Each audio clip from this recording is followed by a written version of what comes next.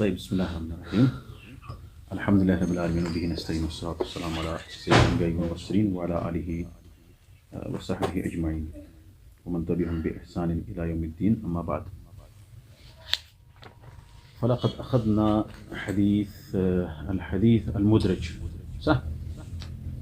وصلنا إلى الحديث المعل.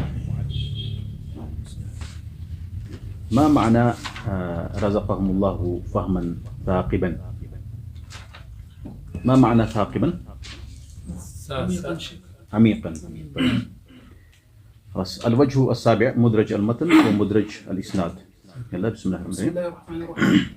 الوجه السابع مدرج المتن ومدرج الإسناد. إلى كم ينقسم المدرج وما هي أقسامه؟ واذكر أقسام مدرج الإسناد وما هي أمكنة مدرج المتن وبما يعرف الإدراج. طيب ينقسم المدرج إلى قسمين. سوال کا ترجمہ مدرج کو کتنے قسموں میں تقسیم کیا جاتا ہے اور اس کی کتنی قسمیں ہیں؟ واذکر اقسام مدرج الاسناد اور مدرج الاسناد کی کتنی قسمیں ہیں؟ اس کی کتنی قسمیں نہیں ان کو ذکر کرو. وما هي أمكنة مدرج المتن اور وہ کون سے اماکن ہیں جس میں مدرج المتن ہوتا ہے. وبما يعرف الادراج اور ادراج کو کیسے ادراج کی معرفت کیسے حاصل ہوتی ہے. ينقسم المدرج إلى قسمين مدرج الإسناد ومدرج المتن. ومدرج الإسناد هو ما كانت المخالفة فيه بتغيير سياق الإسناد وهو أقسام منها أن يروي جماعة الحديث بأسانيد مختلفة. أن يروي جماعة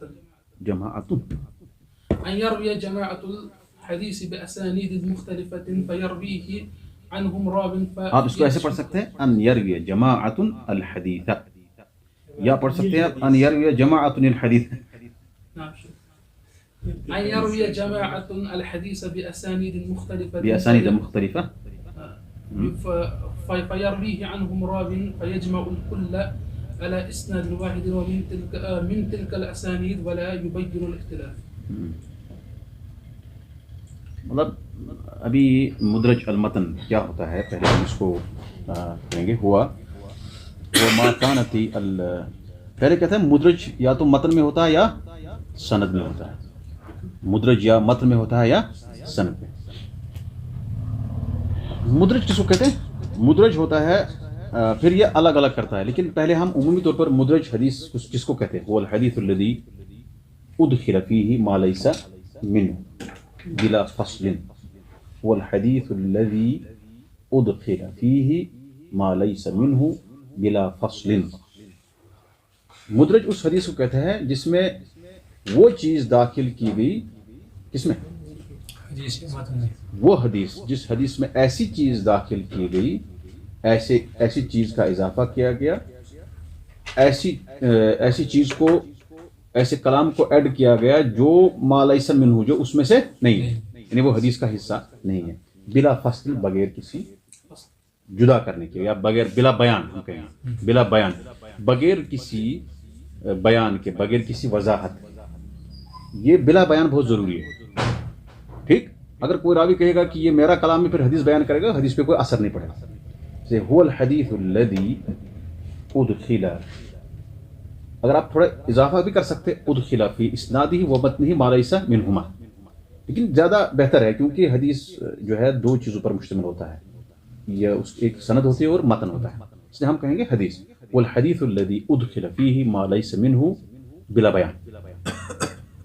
وہ مدرج حدیث اس کو کہتے ہیں جس حدیث میں ایسی چیز کا اضافہ کیا گیا ایسی بات کا جو اس میں سے نہیں ہے بغیر کسی وضاحت کے بغیر کسی وضاحت کے. اب انہوں نے کہا اس کی دو قسمیں ہیں. ادراج مطلب ہوتا ہے درج کرنا. ادرج یدرج ادراج ادراج ہوتا ہے درج کرنا داخل کرنا. جیسے ہم کہتے ہیں اندراج کرنا اسی سے ہے. اندراج اس کا ہو گیا یعنی باب انفعال ادھر یعنی درج ہو گیا. ٹھیک اسی طرح سے ہم کہتے ہیں یندرج تحت هذه القاعدہ یا اقسام اس قاعدے کے تحت داخل ہوتے ہیں. تو یہ مدرج حدیث کس کو کہتے ہیں؟ الحدیث المدرج، جس میں وہ چیز داخل کی جو اس میں سے نہیں ہے بغیر کسی وضاحت کے. اب اس کی دو قسمیں ہیں، ایک مدرج الاسناد اور مدرج المتن. انہوں نے اسی حساب سے اس کی وضاحت کی. مدرج الاسناد ہوا ما كانت المخالفة فيه بتغيير سياق الاسناد، جس میں مخالفت ہو گئی ہے، جس حدیث میں مخالفت ہو گئی ہے کس کی وجہ سے؟ اسناد کے سیاق کو چینج کرتے ہوئے، اسناد کو تبدیل کرتے ہوئے. ٹھیک، یعنی اس اسناد کا سند کا ایک طریقہ ہے، اس سند کو چینجنگ ہوئی ہے، ہیرا پھیری ہوئی ہے، اس کی وجہ سے جو ہے وہ مدرج الاسناد ہو گیا. اور اس کی کئی قسمیں، پھر انہوں نے بتایا دو چار قسمیں انہوں نے یہاں پر بتائی ہے، منہا منہا منہا و منہا، چار قسمیں انہوں نے بتا دی. چار قسمیں ضروری نہیں ہے، صرف آپ کو اتنا یاد رکھنا ہے کہ اسناد میں کون سی چیز داخل کی گئی. اسناد جب ہم کہیں گے تو اس میں راوی میں کوئی چینجنگ ہوگی، تبدیلی ہوئی ہے، راوی میں کوئی کچھ ہوا ہوگا. یہاں پر ایک کہتا ہے کہ ایک مثال ہمارے پاس کیا ہے، ان یروی جماعت الحدیث باسانید مختلفہ، ایک جماعت محدثین کے حدیث کو روایت کرتے ہیں مختلف سندوں سے، فیروی عن راو فیجمع الکل علی اسناد واحد، پھر ایک راوی آتا ہے سب کو ایک ہی سند پہ ان کو جمع کرتا ہے ان اسانید میں سے، لیکن ولا یبین الاختلاف، اختلاف کو بیان نہیں کرتے، یعنی بدون بیان الاختلاف. کان المفروض علیہ ان یبین الاختلاف، اذا ما بین الاختلاف فصار الحدیث مدرجا للاسناد. ٹھیک، کیوں؟ کیونکہ ہم نے کہا المدرج هو الحدیث الذي ادخل فيه ما ليس منه بلا بیان. وہ کہاں گیا وہ راسخ العقیدہ ما رأیناہ اليوم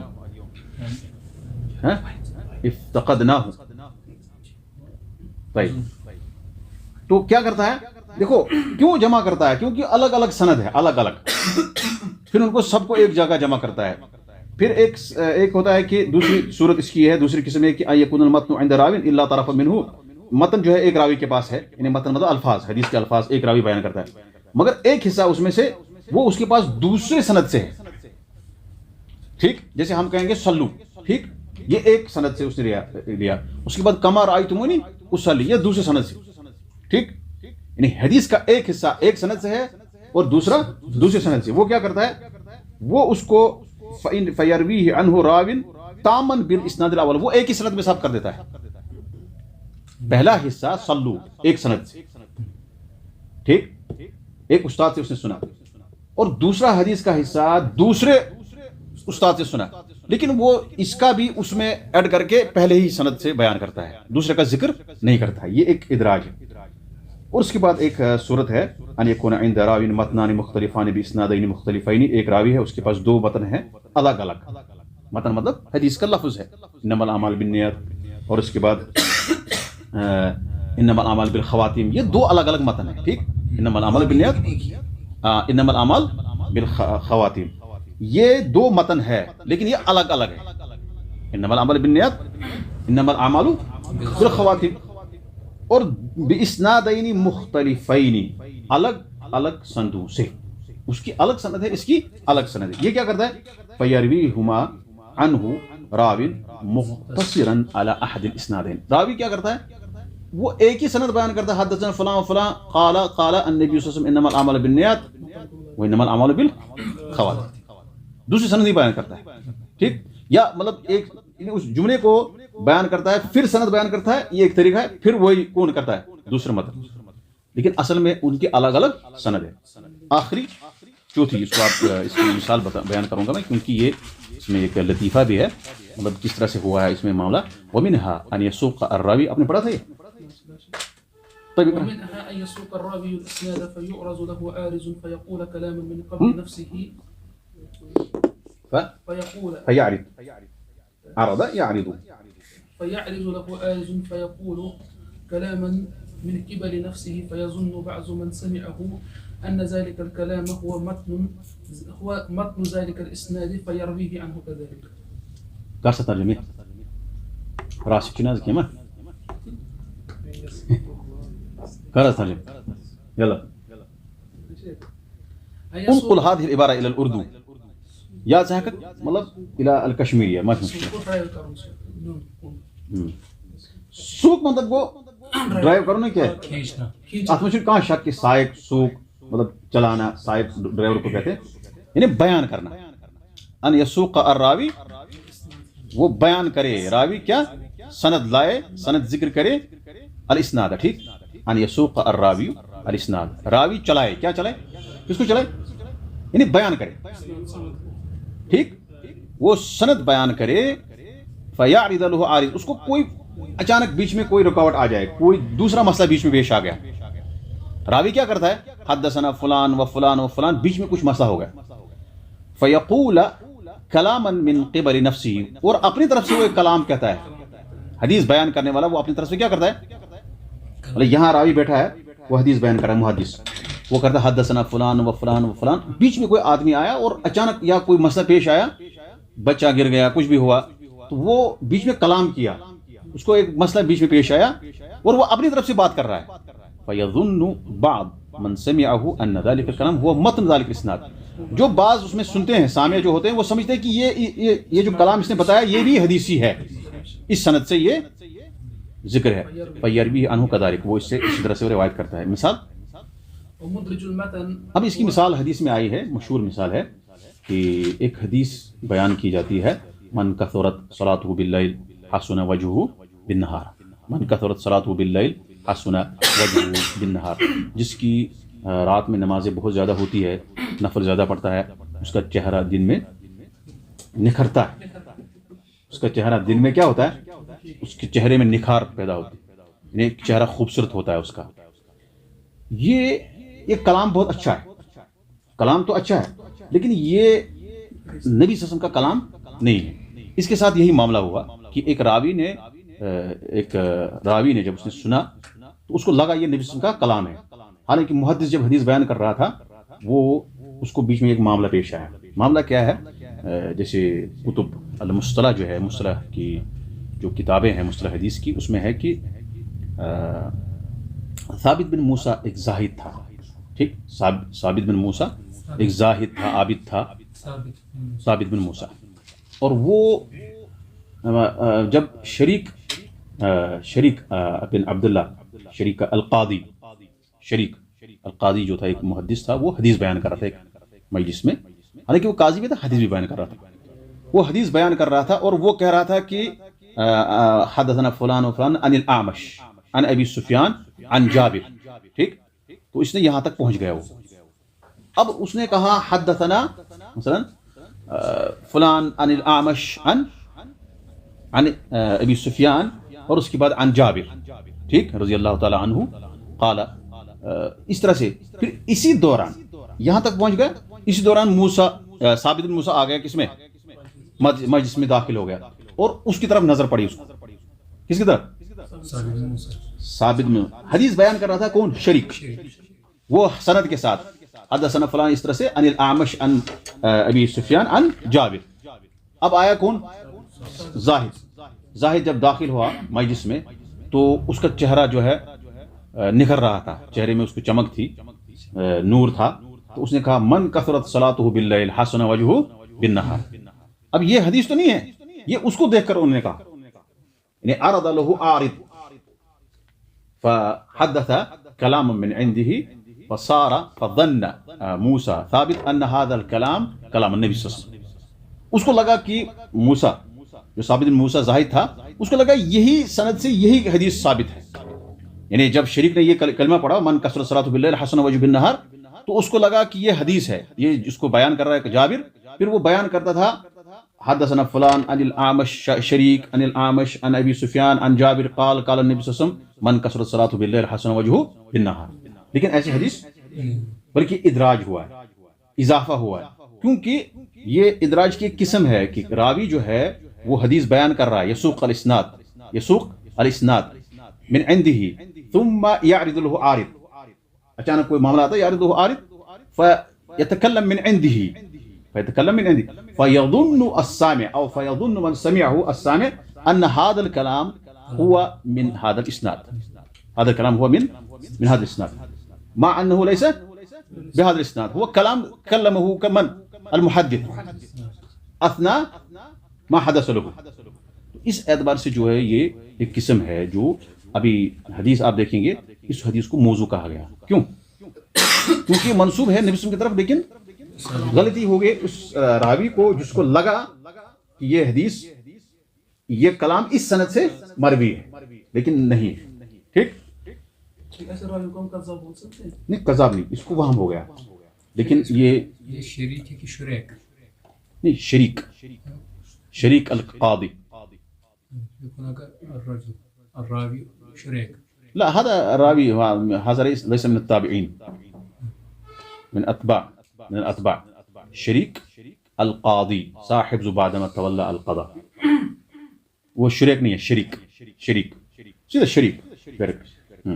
شریک کے بارے میں وہ قابل قبول نہیں ہے. یہاں پر وہ مراد نہیں ہے. شریک جو ہے اس کا حفظ تھوڑا صحیح حفظ ہے، لیکن وہ ذکر راوی تھا صاحب زبادہ ولی القضاء. جب وہ قاضی بن گئے، جج، پھر حفظ اس کا تھوڑا کمزور ہو گیا. لیکن حدیث کی مجالس کا قیام وہ کرتے تھے، حدیث سناتے تھے، مطلب جب اس کو موقع ملتا تھا، لیکن حفظ کمزور ہوا تھا. طيب. ومدرج المتن هو أن يقع في المتن كلام ليس منه كدمج موقوف بمرفوع من غير بيان. اب مدرج اسناد میں تبدیل کر رہا ہے. ٹھیک، ان كانت المخالفة وقعت بتغيير اسناد، سیاق الاسناد، تو اس کو کہیں گے فمدرج الاسناد. وان كانت المخالفة وقعت بتقدیم او تاخیر او دمج. دمج کیا ہوتا ہے؟ کہتا ہے وہ ان یقع فی المتن کلام لیس منہ، متن میں ایسا کلام آ جائے جو اس میں سے متن میں سے نہیں ہے.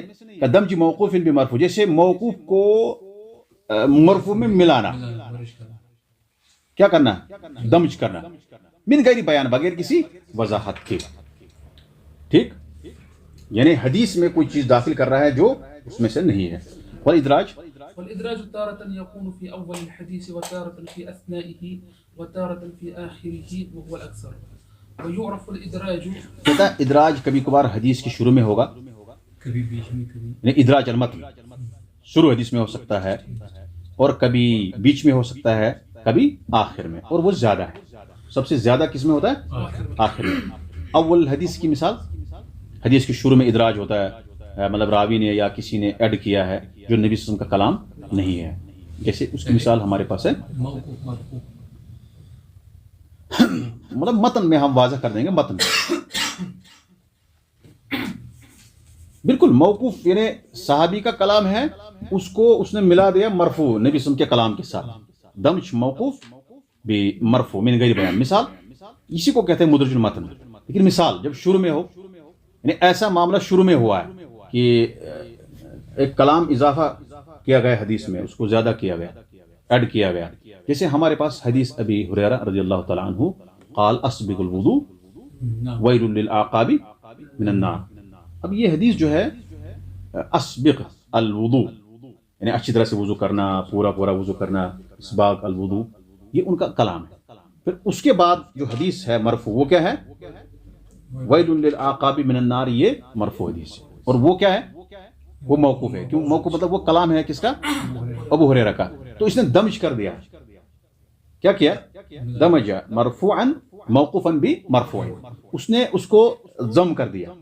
کس کے ساتھ؟ مرفوع کے ساتھ. یعنی جب حدیث بیان کر رہا ہے وہ راوی، اس کو لگ رہا ہے، حدیث پڑھنے والے کو لگ رہا ہے کہ یہ حدیث بھی مرفوع ہی ہے، یہ بھی نبی صلی اللہ علیہ وسلم کا کلام ہے، لیکن وہ کلام بلکہ وہ ادراج ہے شروع حدیث میں. اسی طرح سے ہمارے پاس بیچ والی کی مثال، جو پہلے آئے گا وہ موقوف ہے. ہاں اسبغ الوضوء موقوف ہے. لیکن وہ تو ایڈ آن ہی کیا ہے نا، کیونکہ وہ مطلب صحابی نے کہا ہے تو اسی لیے اس کو موقوف کہیں گے، اس کو موضوع. دیکھو ایک راوی، موضوع نہیں، ایک راوی حدیث بیان کرتا ہے، ٹھیک، مطلب کہاں راوی اس کا حدیث بیان. اب اس کو کیا ہوتا ہے؟ وہ جیسی یہ حدیث ہے، یہ حدیث اس کی مثال ہے اسبغ الوضوء ویل للعقاب من النار. جب راوی اس طرح سے بیان کر رہا ہے کہ جیسے یہ حدیث نبی صلی اللہ علیہ وسلم، سارا کلام کس کا ہے؟ نبی صلی اللہ علیہ وسلم کا، لیکن ہے نہیں. کیوں؟ کیونکہ اس میں ادراج ہوا، اور وہ ہوا کس میں؟ حدیث کے شروع میں. اور وہ لفظ ہے اسبغ الوضوء. یعنی ابو ہریرہ کہتا ہے، خود ہی کہتے ہیں کہ بھائی وضو جو ہے مکمل اچھی طرح سے کرو، پھر اس کے بعد وہ حدیث سنا رہے ہیں اسے مطلب دلیل کے طور پر ویل للعقاب من النار. لیکن حدیث پڑھنے والا یا مطلب جب حدیث بیان کر رہا ہے وہ اس کو لگ رہا ہے کہ یہ حدیث کیا ہے، اس نے ایسے ہی بیان کیا، اس کو لگتا ہے کہ نبی صلی اللہ علیہ وسلم کیا قال النبی صلی اللہ علیہ وسلم اسبغ الوضو، یعنی اس نے سیدھا کہا ہے عن ابی ہریرہ قال قال النبی صلی اللہ علیہ وسلم اسبغ الوضو ویل للعقاب من النار. اب آپ کیا کہیں گے؟ آپ کہیں گے یہ نبی صلی اللہ علیہ وسلم کا کلام ہے، لیکن اس میں نبی صلی اللہ علیہ وسلم کا کلام کون نہیں ہے؟ اسبغ. پہلا والا نہیں ہے، آواز سمجھ کیا؟ جو فرسٹ پارٹ ہے وہ مرفوع نہیں ہے کیونکہ وہ نبی صلی اللہ علیہ وسلم کے ورڈ نہیں ہے. ہاں آپ اپنا سوال جو ہے ریپیٹ کر سکتے ہیں. کیا سوال تھا آپ کا ابھی؟ مطلب موضوع اور مرفوع میں یہاں پہ وہ موقوف موقوف وہ یہ ہے کہ مطلب وہ لاسٹ پہ جو آئے گا لاسٹ پہ مطلب نہیں، یہ کہہ رہا نہیں، وہ نہیں کہہ رہا، یہ کہہ رہا ہے کہ دیکھو یہ کہہ رہا ہے ادراج حدیث میں ایڈ کب کہاں ہوا ہے؟ یہ کبھی شروع حدیث میں ہو سکتا ہے، کبھی بیچ حدیث میں، یا کبھی لاسٹ. کبھی لاسٹ میں. شروع کی مثال ہم نے بتا دی. موضوع سے اس کو فرق نہیں ہے، پہلے آئے بیچ میں آئے لاسٹ پہ آئے. کیا مطلب؟ مطلب حدیث کی جو مطلب راوی نے کوئی چیز اس میں ایڈ آن کر لی، وہ پہلے آئے لاسٹ پہ آئے بیچ میں آئے، اس سے یہ نہیں ہے اس سے کوئی فرق نہیں پڑتا، اس کو ادراج ہی کہتے ہیں. ہاں اس کو ادراج ہی کہیں گے. وہ پہلے وہ ادراجی ہے سر. ہاں ادراج سارا ہے، لیکن ادراج کیسے کیسے ہوتا ہے؟ کبھی شروع میں ہوتا ہے، کبھی بیچ میں ہوتا ہے، کبھی آخر میں ہوتا ہے. یہ کیوں تفسیر ہے؟ کیونکہ کبھی کبھار حدیث پڑھنے والا سمجھے گا ادراج شاید پہلے ہوتا ہے بعد میں نہیں ہو سکتا ہے، یا بیچ میں ہوتا ہے پھر نہیں ہوتا ہے، یا آخر میں ہوتا ہے. اس لیے 3 قسمیں ہیں ادراج المتن کی. کتنی قسمیں؟ ان يكون الادراج في اول الحديث ومثاله حديث ابي هريره اسبغ الوضوء والى او يكون في وسطه، متن کے بیچ میں ہوگا. جیسے كان النبي صلى الله عليه وسلم يتحنث وهو التعبد، يتحنث بمعنى يتعبد. نبی صلی اللہ علیہ وسلم يتحنث يتعبد یعنی وہ عبادت کرتے تھے. تو بیچ میں آپ کو لگے گا التعبد. یتحنث کے بعد ایک لفظ ہے، ایک ورڈ ہے اس کا، وہ ہے التعبد. یہ اضافہ کیا راوی نے، ادراج کیا. یہ حدیث میں یعنی نبی صلی اللہ علیہ وسلم کا یہ کلام کان النبی صلی اللہ علیہ وسلم یتحنث، یہ راوی اس کا بلکہ یہ ایک بعد والے راوی نے اس میں ایڈ کیا. وہ کیا ہے؟ وہ ہے زہری. اس میں ایک راوی ہے زہری، امام زہری بن شہاب الزہری، ہاں جن کا نام محمد بن مسلم. تو انہوں نے یہ التعبد کان یتحنث یعنی وہ تعبد عبادت کرنا ہے. یتحنث بمعنی عبادت کرنا ہے. یتحنث فی غار حرا، كان الرسول صلى الله عليه وسلم في غار حراء وهو تعبد. لا کان النبی صلی اللہ علیہ وسلم یتحنث، پھر اس کے بعد وہو التعبد. آپ بھی کہہ سکتے ہیں یتحنث یہ یعنی یتعبد، سمجھانے کے لیے آپ کہہ سکتے ہیں. یہ محدث کس مطلب کس وجہ جیسے سنن میں آپ نے مرادف مترادف الفاظ سنے نا، اسی کا یہ ہے. جیسے ہم کہتے ہیں لبيان المعنى. ایوہ لبین المعنی، وہ معنی اس کو بیان کرنا مقصود ہے.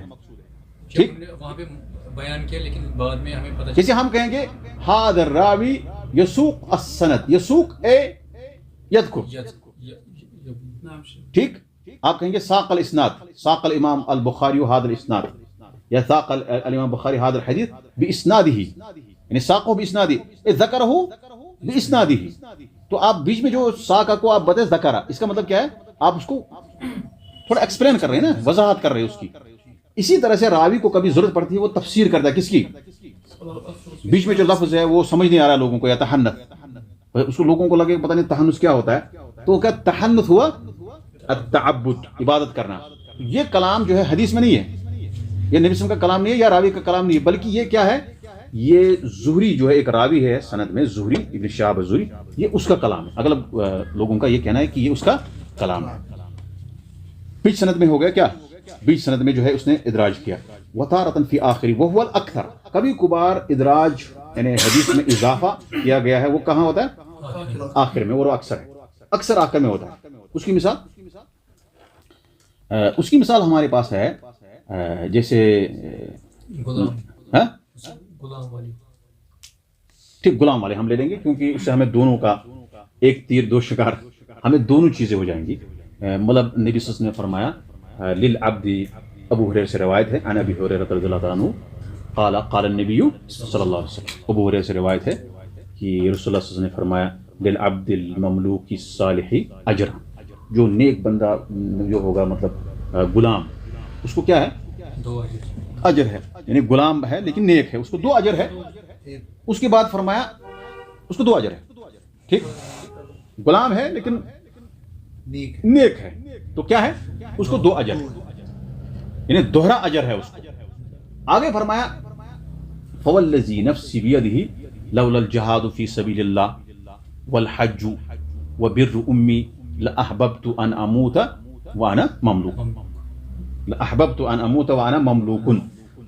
اب یہ حدیث ایک جگہ پہ ایسے ہی ہے، ان ابی ہریرہ رضی اللہ عنہ قال قال النبی صلی اللہ علیہ وسلم، نبی صلی اللہ علیہ وسلم نے فرمایا کہ جو غلام ہوگا، جو مملوک ہے، اس کو دوہرا اجر ہے. اور اللہ کی قسم، جیسے اس کا والذی اس کے ہاتھ میں، تو کیا ہے، کیا اللہ قسم، اگر اللہ کے راستے میں جہاد نہ ہوتا، حج نہ ہوتا، اور میری ماں کی جو ہے خدمت نہ ہوتی، تو میں پسند کرتا کہ میں مروں غلام ہو کر. اب ایسا نبی صلی اللہ علیہ وسلم کہہ سکتے، کیوں؟ ماں پہلی اب یہ تو عام بھی، کیونکہ ماں پہلے گزر گئی تھی جب آپ صلی اللہ علیہ وسلم کی عمر مبارک کتنی تھی؟ 6 سال. اب یہاں نبی کے لیے غلام ہونا یہ ان کے شایع نشان نہیں ہوگی. 2 چیزیں یہاں پر ہم کہیں گے کہ اصل حدیث جو ہے للعبد المملوک الصالح اجران، بس یہاں. اس کے بعد والا جو کلام ہے کس کا ہے؟ ابو ہریرہ کا اپنا ہے. وہ خود تمنا کرتے ہیں کہ اگر میری ماں کی خدمت کا معاملہ نہ ہوتا اور اللہ کے راستے میں جہاد اور حج کرنا وغیرہ، کیونکہ یہ سارے مشکل کام ہیں. دیکھو حج، جہاد کرنا، ماں کی خدمت، والدین کی خدمت مشکل کام، آسان تھوڑی. پچھلے دفعہ سے یہ سنے کہ یہ بڑھ سک میں ایسا زبردستی ایسے حوالہ کرتے نا، یہ بہت کٹھن کام ہے. تو وہ کہہ رہا کہ مجھے ماں کی اگر یہ فرما برداری، اس کی خدمت نہ ہوتی تو میں کیا کرتا، میں غلام مرنا پسند کرتا. کیونکہ غلام کیا ہوتا ہے، اس کو دوہرا اجر ہے. لیکن غلام کو کیا کرنا ہے، غلام کو کسی کی ملکیت بننا ہے، کسی کی ملکیت بننا ہے. اب اگر وہ غلام ہو جائے تو وہ کسی کی ملکیت ہو جائے، تو یہاں پہ جہاد بھی نہیں ہو سکتا، نہ ہی حج ہو سکتا ہے، نہ ہی ماں کی خدمت ہو سکتی ہے. تو یہاں پر یہ ادراج ہوا. کیا ہوا؟ ہمارے پاس کئی مثالیں ادراج کی، مطلب کئی حدیثیں ہیں، کیونکہ آخر میں ادراج زیادہ ہوتا ہے، راوی جو ہے اس میں ایڈ کر دیتا ہے. مطلب آپ کچھ بات کہہ رہے ہو، پھر وہ جو ہے اپنی طرف سے کچھ آپ حدیث بیان کر رہے ہو، پھر اپنی طرف سے اس میں ایڈ کر رہے ہو.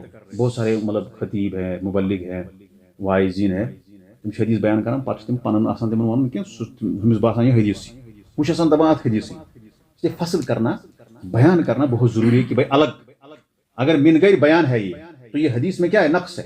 یعنی آپ حدیث کو کمزور کر رہے ہو، آپ ادراج کر رہے ہو، کیونکہ عام لوگوں کو کیا پتا ہے وہ کیا ہے. جیسے ہمارے استاد، نام نہیں لوں گا،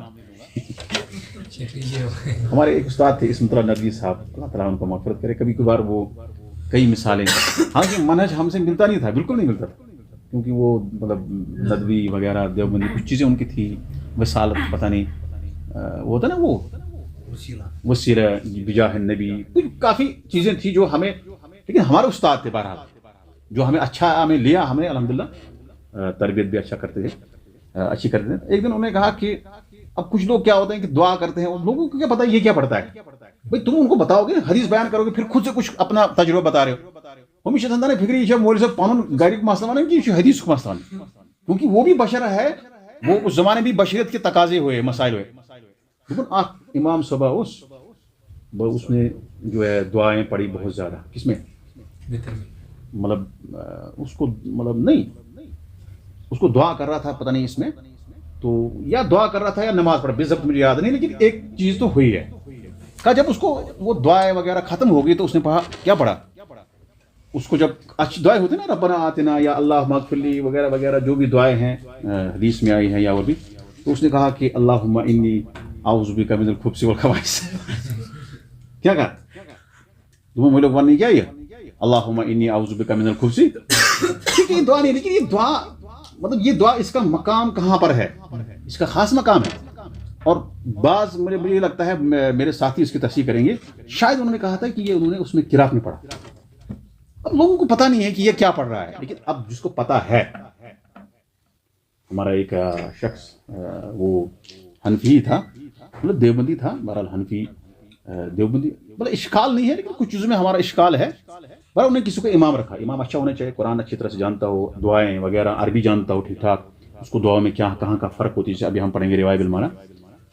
टेम्पोर एकदम मतलब मैं उस नमाज में खुद हाजिर था, बहुत तक नमाज में मुझे मतलब कभी इंसान कोई भी होता है इमाम पढ़ लेते हैं हम नमाज, क्योंकि भाई चलो कोई मसला नहीं, और हमारे गाँव में था तो दोनों इमाम बेचार, तो बहरहाल तम एंड कर दुआ नमाज पे दुआ कर बिहित अलहमदिल्ला बहुत अत मज शामिल इज्तिमाई दुआ कर फर्ज नमाज पे बहुत अत मज शामिल कह वो दोपन है एंड रब्बना ला तकब्बल मिन्ना इन्नका अंतस समीउल अलीम, हमें पर आमीन।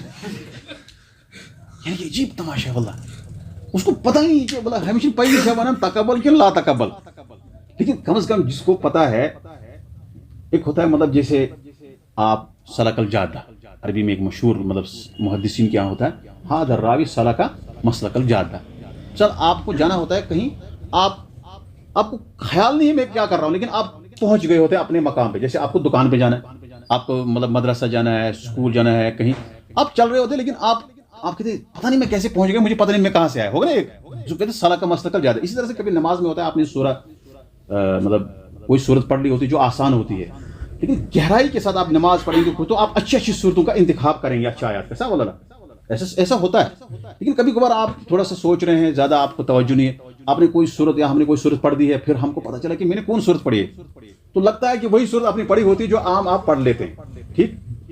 तो ऐसे इंसान को कभी कभार ये होता है कि इंसान जो है मतलब जब इज्तिमाई दुआ करते हैं लोग ऐसे आमीन करते रहते हैं, उनको क्या पता ये क्या कर रहा है, हालांकि अगर वो गौर करते, अगर मुक्तदी गौर करते उसको पकड़ लेते कि भाई आपने गलत पढ़ा है, रब्बना ला तकब्बल, असल क्या है रब्बना ला तकब्बल, उसने पढ़ा मस्जिद में, मैं खुद था इसमें खुद सुन रहा था, हालांकि मैं दुआ में शामिल नहीं था।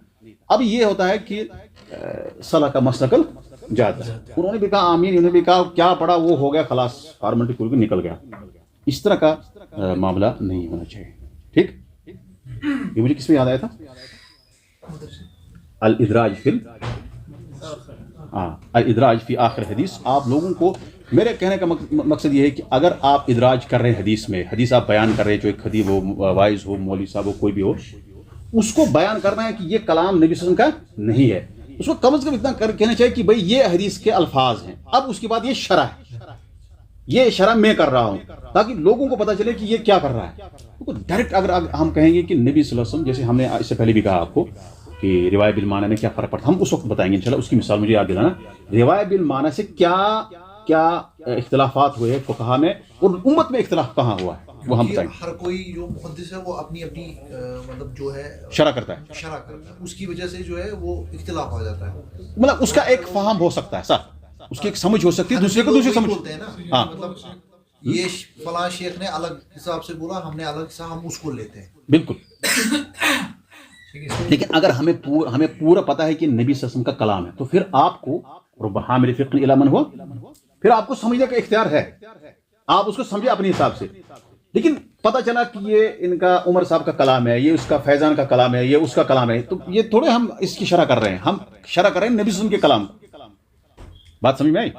और उसमें आपको अजर है ना कि किसी के कलाम को समझने में अजर है, इल्ला कि कोई जरूरत हो, जरूरी हो वो कलाम, वो अलग बात है। लेकिन यहाँ आप, मैं बता रहा हूँ, इदराज नहीं कर सकते हदीस में, चाहे तर्जमा हो चाहे कुछ भी हो, आपको बताना है कि भाई ये मेरा कलाम है, फुक़हा ने किया, शारिहीन ने किया, पर ये नबी सल्लल्लाहु अलैहि वसल्लम का कलाम है। इसलिए मुहद्दिसीन अक्सर कहा करते थे इंतहा। इसमें ये जो अब इसका हुक्म है, अच्छा हुक्म ये थी, इसमें ये देखो इदराज का हुक्म है, अगर बगैर बयान के उसने दाखिल कर दिया तो हदीस में वो जो है वो असर पड़ेगा। पहले हम पढ़ेंगे कैसे इदराज आपको पता चलेगा।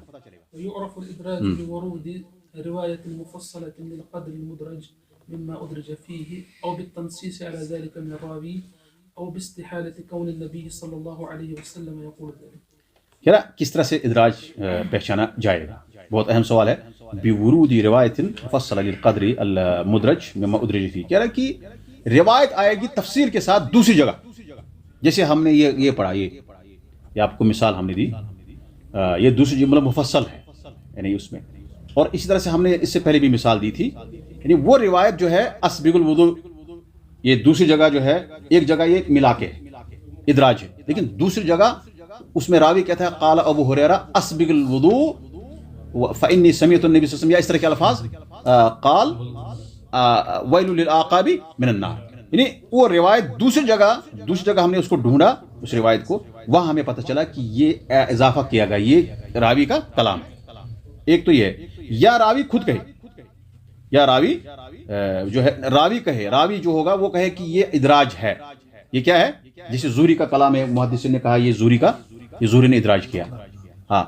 او باستحالۃ کون النبی صلی اللہ علیہ وسلم یقول ذلک، یا ناممکن ہو کہ نبی صلی اللہ علیہ وسلم ایسا کہے، ایسا فرمائے. حدیث سے پتہ چل جائے جیسے وہ والی تھی ابھی جو ہم نے پڑھا. غلام ادراج کا حکم ہے کہ اگر بغیر بیان کے اس نے ادراج کیا ہے تو وہ ضعیف مانا جائے. ٹھیک، چاہے وہ کسی نے بھی، چاہے وہ سند کسی سے بھی آئے. نہیں دیکھو، ہم کو صرف جو ادراج کیا گیا بس اس کو وہ والا ریجیکٹ کر لیں گے. ہاں وہ والا ہم ریجیکٹ کریں گے، وہ اس کو مرفوع میں نہیں کریں گے بلکہ کس میں کر دیں گے؟ موضوع میں. ہاں.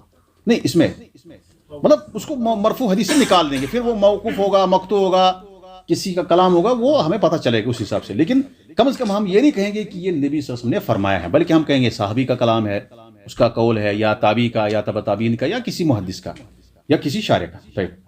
المقلوب ما هو المقلوب وما هي أقسامه مع التمثيل. ہاں مقلوب کیا ہوتا ہے، اس کی اقسام کیا ہے، مثال بیان کرو. ٹھیک. المقلوب هو ما كانت المخالفة فيه بالتقديم والتأخير.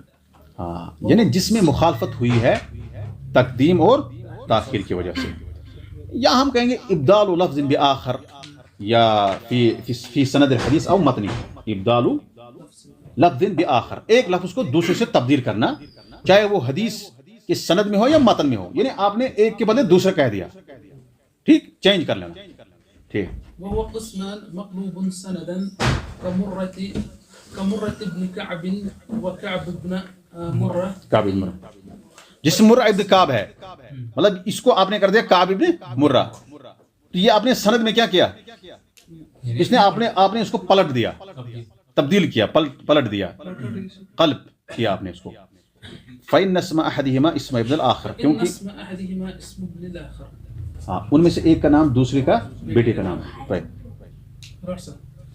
ومقلوب مثلا ومن أمثلته حديث أبي هريرة رضي الله عنه عند مسلم في السبعة الذين يظلهم الله تحت ظل عرشه يوم لا ظل إلا ظله، ففيه ورجل تصدق بصدقة فأخفاها حتى لا تعلم يمينه ما تنفق شماله، فهذا ممن قلب على أحد الرواية وإنما هو حتى لا تعلم شماله ما تنفق يمينه كما في الصحيح. متناً جو ہے کبھی متن میں چینجنگ ہوئی ہوتی ہے، قلب ہوا ہوتا ہے، اور اس کی مثال ہے مشہور حدیث جو کہ السبع الذین یظلهم اللہ فی ظلہ.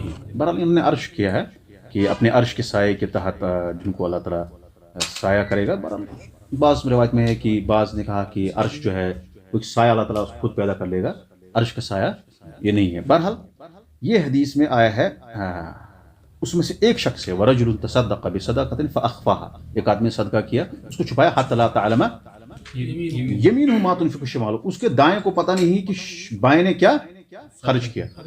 تو یہ حدیث جو ہے چینج ہوا ہے. اصل میں کیا ہے؟ اصل میں ہے کہ دائیں نے دیا بائیں کو پتہ نہیں. حتی لا تعلم شمالہ ما تنفق یمینہ، یعنی اس طرح سے چھپائے کہ بائیں ہاتھ کو پتہ ہی نہیں کہ دائیں ہاتھ نے کیا دیا، لیکن یہ کہہ رہا ہے کہ دائیں ہاتھ کو پتہ ہی نہیں بائیں نے کیا دیا، اس نے حدیث کو پلٹ دیا. تو یہ متن کی مثال ہے. بہرحال مقلوب کا جو ہے قصد کیا ہے اور حکم کیا ہے. حدیث مقلوب جو ہے کیوں ایک راوی اس طرح سے کرتا ہے، یا تو خطا ہو جاتا ہے، اس کو راوی کو خطا ہو جاتی، غلطی ہو جاتی ہے، وہ مرہ ابن کعب کو کعب ابن مرہ کرتا ہے، یا اس کو حتی لا تعلم شمالہ یمینہ ما تنفق شمالہ، اس کو خطا ہوئی ہے. ایک چیز تو یہ ہے، اگر خطا ہوئی ہے اور پتہ چل گیا، راوی کو اس پہ اثر نہیں پڑے گا اور نہ حدیث پہ اثر پڑے گا، کیونکہ اس کا پتہ چل گیا. لیکن اگر راوی زیادہ خطا کرتا ہے تو راوی کے اس ضبط پہ اثر پڑے گا. یا کبھی کبھار قلب کا مقصد ہوتا ہے یہ کہ وہ چاہتا ہے کہ لوگ عجیب غریب چیز سنیں تاکہ میری بات وہ سن لیں، میرے طرف وہ متوجہ ہو جائے، لقصد الاغراب. جب اس کا اغراب مقصد ہو تو یہ لا یجوز، یہ جائز نہیں ہے. جیسے اغراب کی مثال، اغراب کی مثال کیا ہے؟ کوئی مثال دے سکتا ہے؟ مثال کے طور پر کوئی شخص حدیث ہے معروف حدیث جو ہے یہ معروف ہے کس سے؟ نافع عن ابن عمر سے، لیکن وہ اس کو سند بتاتا ہے، سند بناتا ہے نافع کے بدلے وہ سالم کرتا ہے. سالم کس کا بیٹا ہے؟ سالم بن عبداللہ بن عمر. اور نافع بھی روایت کرتا ہے کس سے؟ ابن عمر. تو حدیث مشہور ہے کس سے؟ نافع سے. وہ اس کو سالم کرتا ہے تاکہ لوگوں کو لگے کہ سالم نے یہ حدیث بیان کی. اغراب یا اس طرح سے دوسری چیزیں، اغراب مقصد ہے اس کا، بس کچھ اور کچھ نہیں. تو اس کی وجہ سے وہ راوی جو ہے یہ ایسا کرنا لا يجوز. لیکن کبھی کبھار وقد یقع القلب للامتحان بقصد الاختبار، کبھی کبھار قلب ہوتا ہے امتحان کرنا مقصود ہے، آزمائش کرنا مقصود ہے. طالب علم جو ہے کو آزماتا ہے استاد، یا جس طرح مطلب بغداد کے محدثین نے امام بخاری کو جب وہ بغداد گئے تو وہاں انہوں نے آزمایا اس کو. 10 محدثین نے 10 حدیثیں لی، پلٹ دی سند متن، اور پھر جو ہے انہوں نے جو ہے بتایا کہ یہ کیا ہے. تو یہ جائز ہے، ایسا کرنا جائز ہے، کیونکہ اس کا مقصد کیا ہے؟ امتحان ہے. لیکن شرط کیا ہے؟ شرط ہے کہ مجلس میں ہی بتا دے کہ یہ غلط ہے. یعنی کہ آج ہم بتا دیں گے کسی کو غلط چیز اور پھر دوسرے تیسرے مجلس میں بتا دیں گے، نہیں، اسی مجلس میں اس کو بتانا ہے. شرط کیا ہے؟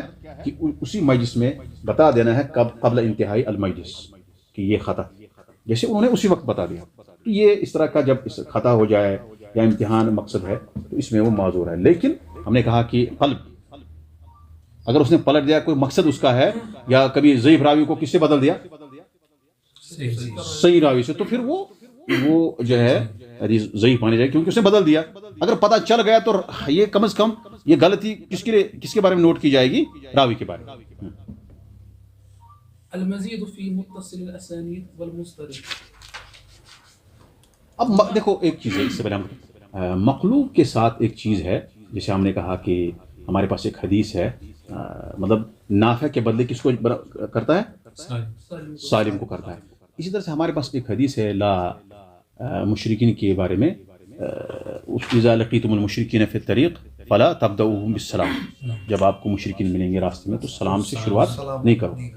اب یہ حدیث ہے اذا لقیتم المشرکین، لیکن یہ حدیث جو ہے اصل میں مطلب اس میں یہ جو ہے کیا ہوا ہے، اس کا مقصد تھا لقصد الاغراب، اور یہ کبھی کبھار یہی بنتا ہے سریقۃ الحدیث، یعنی حدیث چوری کرنا. حدیث اس کی ہے، ہم نے اس کو دے دی، تو یہ اس کو سریقۃ الحدیث، راوی جب یسرق الحدیث کہیں گے اس کو، یا سارق الحدیث اس کو کہا جائے، اگر اس طرح راوی کرتا ہے تو راوی کو ہم ضعیف مانیں گے. راوی کو کیا مانیں گے؟ ضعیف مانا جاتا ہے، کیونکہ سارق الحدیث کے بارے میں الگ ایک ہو جاتا ہے. یہاں پر یہ حدیث ہے، اصل میں یہ مشہور ہے کہ اس کو سہیل بن ابی صالح نے ابو ہریرہ سے روایت کیا ہے، لیکن بعض لوگوں نے اس کو جو ہے تبدیل کیا.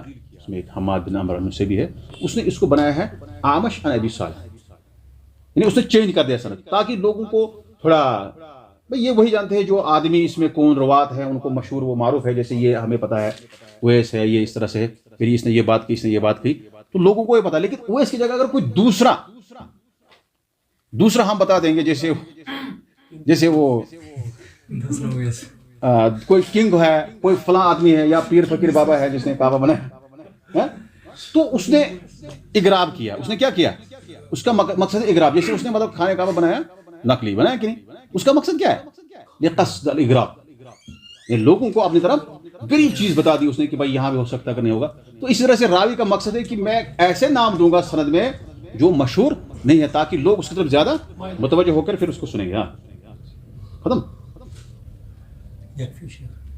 طيب ہمارے پاس نکتفی بهذا القدر ان شاء الله، ونكمل في الدرس القادم.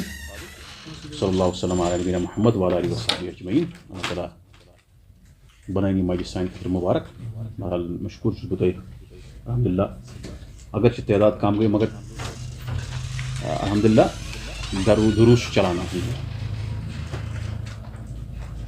وہ آن لائن سنتے کہ نہیں؟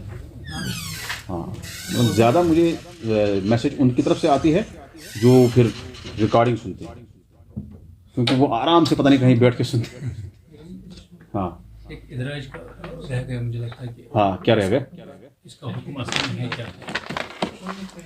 دیکھو اگر بغیر بیان کے ادراج کرے گا تو وہ ضعیف کیٹیگری میں چلا جائے گا.